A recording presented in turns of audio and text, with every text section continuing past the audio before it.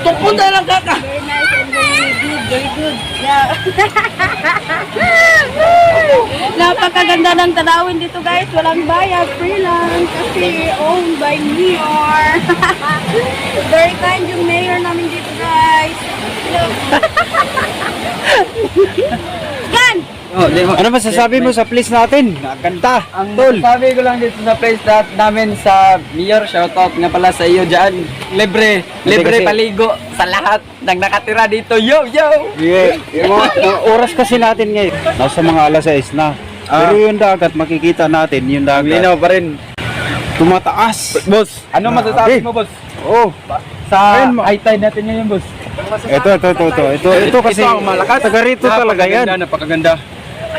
Isa pa yung gandala ng kagandahan dito, yung hangin at saka tubig.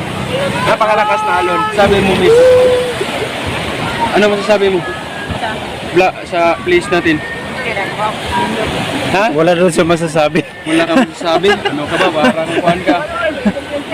Ito. Ito. Malakas na. Brother, Alam natin mga... ngayon lang kayo dumating. Tapos kaganda yung mga place natin. Ano masasabi mo dyan, tol? Ang masasabi ko sa place nito ay malamig ang hangin dito at walang sagabal. At yan lang po. Thank you. Yun, wala sa gabal. Yun, interviewin natin yan. Yun, naka-jacket.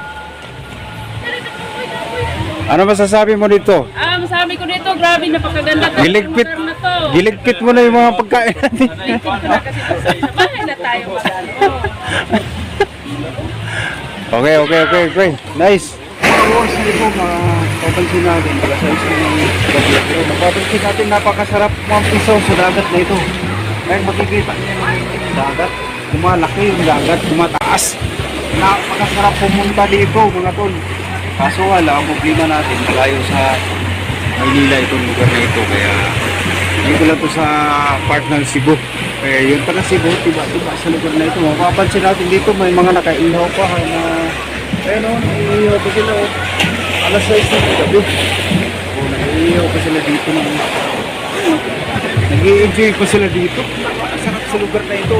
Ito yung mga lugar na madalas pinupuntahan ng mga gustong malamig, magpatanggal ng stress.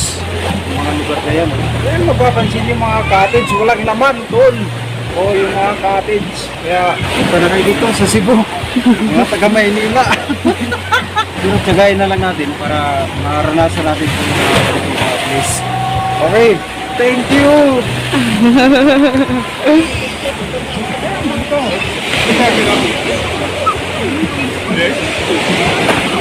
Ito kasi, buti ka tumalon dito.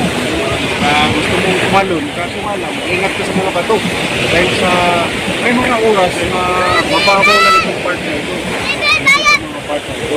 Pero sa ngayon, medyo malalim ito. Kaya pwede natin tamnin ito.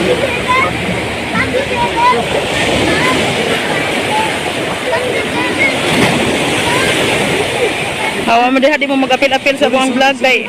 Sorry. Mo yung mga gamit. Hindi na mag-yun.